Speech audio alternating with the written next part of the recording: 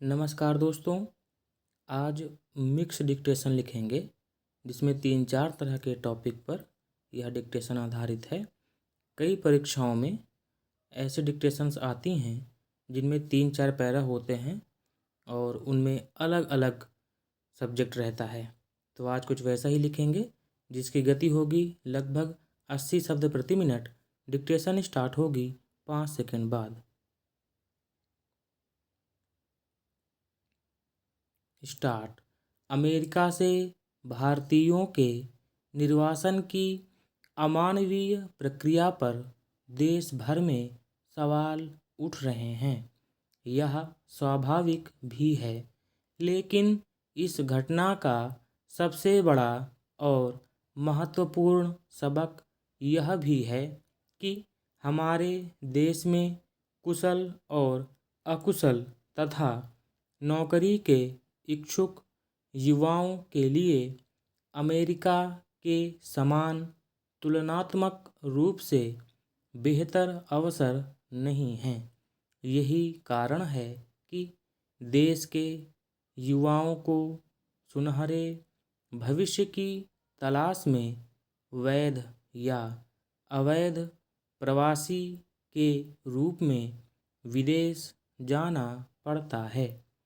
रोजगार माफिया इसी का लाभ उठाकर युवाओं को अपने जाल में फंसा लेते हैं और उन्हें चाहे अनचाहे अवैध प्रवासन का दोषी बना देते हैं। हालांकि हालिया मामले में अमेरिका ने परंपरागत कूटनीति और मानव अधिकारों का घोर उल्लंघन किया है। भारत सरकार निर्वासित भारतीयों के संग अच्छे व्यवहार को लेकर अमेरिका से बात कर रही है। फिर भी इस घटना की मूल शिक्षा यही है कि देश में नौकरी के इच्छुक योग्य युवाओं के लिए विदेश से अच्छे और अधिक आकर्षक अवसरों का सृजन किया जाना चाहिए। हमारे युवाओं को यदि रोजगार माफिया की ठगी का शिकार होना पड़ता है तो यह निश्चित रूप से दुर्भाग्यपूर्ण है। चिंतन मनन कर इसका समाधान खोजने की ज़रूरत है। Para change. गौरैया इंसानों की सदा मित्र रही है। वे रोशनदान या पंखे के ऊपर घोंसला बना लेती हैं। क्यों ना हम गौरैया और अन्य पक्षियों के लिए दाना पानी की व्यवस्था करें। इसको आजमा के देखा जा सकता है कि इससे मन को कितना सुकून मिलता है। इन्हीं कुछ आसान उपायों से घरों में फिर से गौरैया फुदक सकती है। कई किसान अपने खेत के कुछ हिस्सों में ज्वार और बाजरा भी लगाते हैं।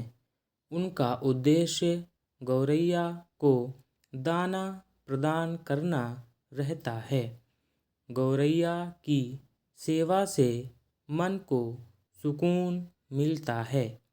दाना पानी और रहवास की सुविधा देकर हम गौरैये को शहरों और महानगरों में लुप्त होने से बचा सकते हैं। पक्षियों में अद्भुत शक्ति होती है। ये भूगर्भीय हलचलों जैसे हादसों से सचेत कर देते हैं और साथ ही मालिक के प्रति वफादारी भी निभाते हैं। जरूरी नहीं कि उन्हें कैद कर रखा जाए।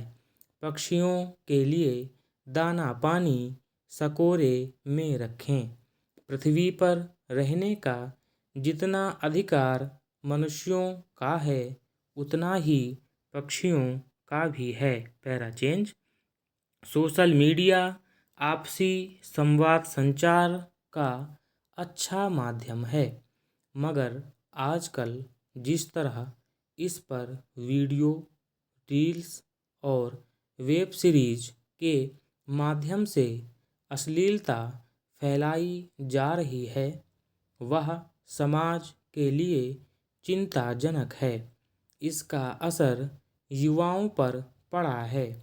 मशहूर होने या पैसे कमाने के फेर में फेसबुक और इंस्टाग्राम जैसे सामाजिक मंचों पर कई लोग और युवा जिस तरह अश्लीलता फैला रहे हैं, वह सभ्य समाज में स्वीकार्य नहीं है। दुर्भाग्य है कि इनको लाइक भी खूब मिलते हैं। सूचना एवं प्रसारण मंत्रालय को इस पर कड़ाई से रोक लगानी चाहिए। ऐसे लोगों पर कड़ी कार्रवाई भी होनी चाहिए। इस तरह की रील, वेब सीरीज आदि का सबसे बुरा असर बच्चों पर पड़ता है। इनके मन में ये अश्लील विचार घर कर जाते हैं। आगे चलकर ये बच्चे गलत रास्ते पर जा सकते हैं। हम सभी को चाहिए कि इस तरह के वीडियो और फिल्मों का बहिष्कार करें, इसके विरोध में आवाज़ उठाएं। Para change. 8वें वेतन आयोग में सरकारी कर्मियों की असीमित वेतन वृद्धि के बाद असंगठित क्षेत्र और निजी क्षेत्र के कर्मियों का क्या होगा? वेतन मामले में वे फिर पिछड़ जाएंगे। स्कूल, कॉलेज और विश्वविद्यालय के शिक्षकों की बात करें तो सरकारी के समांतर निजी एवं सहायता प्राप्त संस्थानों के शिक्षकों को अपेक्षाकृत इतना कम वेतन मिलता है कि उससे उनका जीवन यापन मुश्किल से होता है। वेतन आयोगों के कारण सरकारी कर्मियों की वेतन वृद्धि जिस अनुपात में होती है, समाज में उतनी ही आर्थिक असमानता बढ़ती है। कम आय वालों में उतना ही असंतोष बढ़ता है। क्या समान कार्य के लिए वेतन की समानता का सिद्धांत आदर्श नहीं है? क्या वेतन आयोगों के माध्यम से सरकारी कर्मियों को उच्च वेतन, निजी क्षेत्र के कुशल श्रमिकों कर्मियों और शैक्षणिक योग्यता होने पर भी कोई योग्य नौकरी न पा सकने वालों से यह अन्याय नहीं? स्टॉप।